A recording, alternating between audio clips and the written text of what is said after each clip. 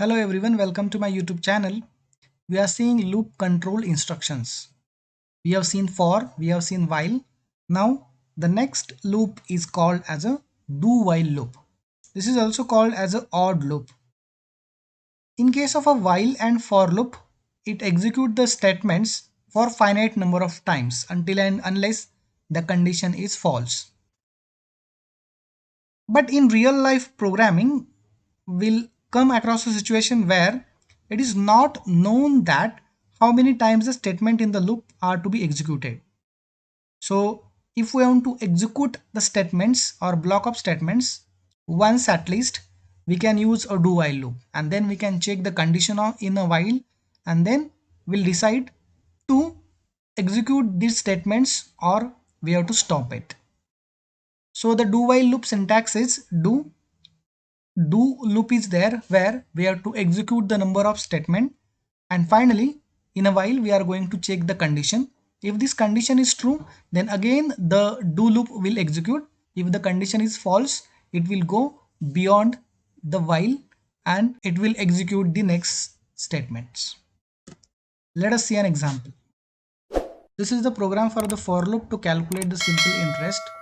So it will be calculated for several times. Like in here, we have count is equal to 1, count less than 4, so 4 times. So what we need to execute this all statement once at least, and then we are going to ask the user they want repetition or not. So we are going to use a do while loop in here. So in case of this, the for statement is gone and we have a do statement. So here we are going to ask the user by using a printf statement that wants to enter, or we can say execute again. Just press Y or no from the keyboard.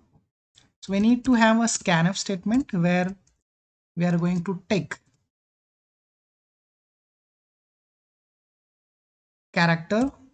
So I'm going to have ampersand a.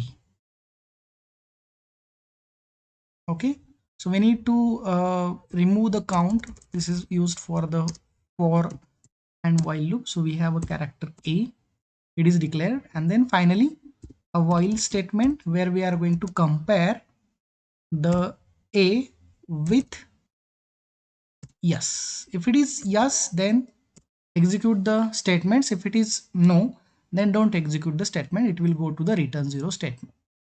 So execute, compile and run. So we'll see the result.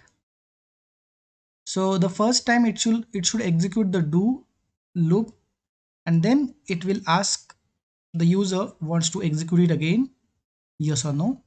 So I'm going to press the value 10,000, then the 4 years and 13.5. It is asking me yes or no. If I have to do it again, I am going to press yes, enter.